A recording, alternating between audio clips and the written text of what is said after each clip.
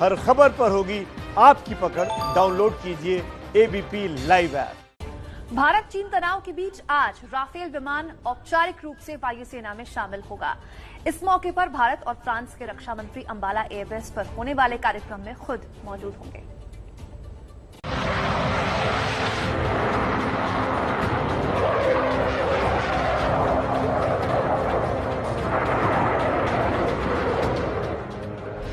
वायुवीर Rafale आज आधिकारिक रूप से वायुसेना का हिस्सा बन जाएगा।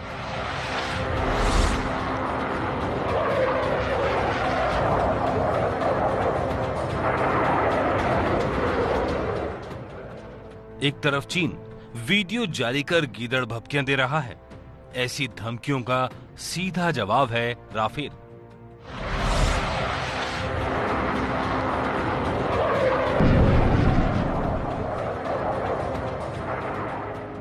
राफेल को अंबाला एयरबेस पर तैनात किया जाएगा, जहां से चीन और पाकिस्तान बॉर्डर दोनों पर निगाह रखी जा सकती है। अंबाला एयरबेस पेंगोंग झील इलाके से करीब 1000 किलोमीटर दूरी पर है, जिसे तय करने में राफेल को सिर्फ आधा घंटा लगता है।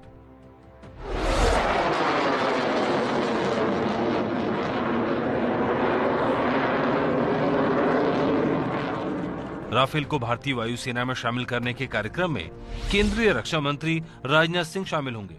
कार्यक्रम से पहले रक्षा मंत्री ने ट्वीट किया, 10 बजे राफेल एयरक्राफ्ट आधिकारिक रूप से वायुसेना का हिस्सा बन जाएगा।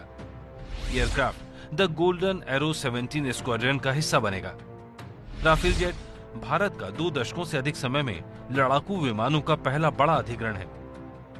इस कार्यक्रम में वायुसेना प्रमुख के साथ साथ रक्षा मंत्रालय और सशस्त्र बलों के कई वरिष्ठ अधिकारी शामिल होंगे। कार्यक्रम में फ्रांस की रक्षा मंत्री फ्लोरेंस पार्ले भी शामिल होंगी। उनके साथ 80 सदस्यों का प्रतिनिधिमंडल भी आ रहा है। इस कदम को चीन और पाकिस्तान के लिए बड़े संदेश की तरह देखा जा रहा है। राफेल को बेड़े में शामिल करने से पहले सर्वधर्म पूजा की जाएगी। इसके बाद राफेल सामने आएगा और हवा में अपना कौशल दिखाएगा। इस कार्यक्रम में राफेल के साथ तेजस भी उड़ान भरेगा और फिर वाटर कैनन से सलामी दी जाएगी। आयोजन के बाद भारतीय और फ्रांसीसी प्रतिनिधिमंडल की द्विपक्षीय बैठक भी होगी। भारत और फ्रांस के बीच अक्टूबर 2016 में 36 विमानों का करार हुआ था, जिसमें से 5 राफेल विमान 29 जुलाई को भारत आ गए। भारत को 5 राफेल और मिल चुके हैं, जिन पर फ्रांस में ट्रेनिंग चल रही है। सभी 36 लड़ाकू विमानों की आपूर्ति 2021 के अंत तक हो जाने की उम्मीद है। तैयारियों का जायजा लेने चलते हैं सीधे अंबाला, जहां पर हमारे सहयोगी प्रणय उपाध्याय हमारे साथ मौजूद हैं। प्रणय से अपडेट ले लेते हैं। प्रणय, जिस तरीके से तैयारियां की जा रही हैं आज के कार्यक्रम की, आज तो औपचारिक तौर पर वायुवीर हमारे वायुसेना में शामिल होने जा रहा है और उसके बाद अंबाला एयरबेस पर उसकी तैनाती ये सुनिश्चित कर देगी कि पाकिस्तान और चाइना दोनों हमारे रडार पर।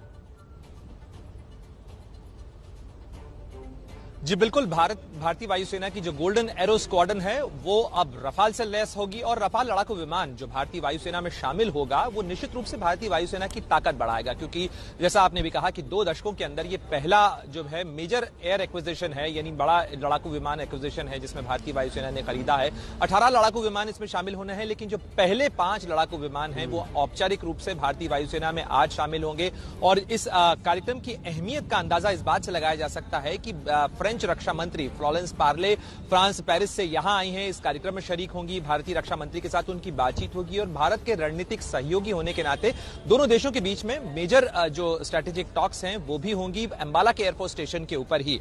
इसके अलावा जो हमें रफाल की ताकत आज देखने को मिलेगी कि किस तरीके से क्या मनूवर की ताकत है इस लड़ाकू विमान की, वो भारतीय आसमान में आज नजर आएगी।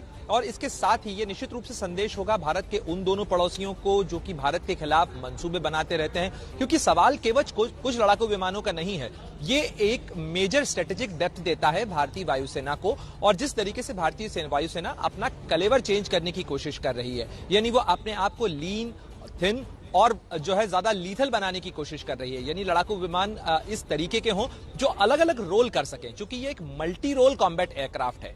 ये कई भूमिकाएं एक साथ निभा सकता है। ये एयर सुपीरियरिटी एयरक्राफ्ट भी है, ये जो है डॉग फाइट के अंदर भी मास्टर है, ये मल्टी रोल निभा सकता है ये लड़ाकू विमान। तो इस लिहाज से अगर देखा जाए तो भारतीय वायुसेना के लिए ये एक बहुत महत्वपूर्ण एक्विजिशन है। जी बहुत बहुत शुक्रिया आपका प्रणय बता रहे थे किस तरह से राफेल जो है पूरे दक्षिण एशिया में जो रक्षा का जिसको कहेंगे आसमान में जो रक्षा तंत्र है उसको बदल दे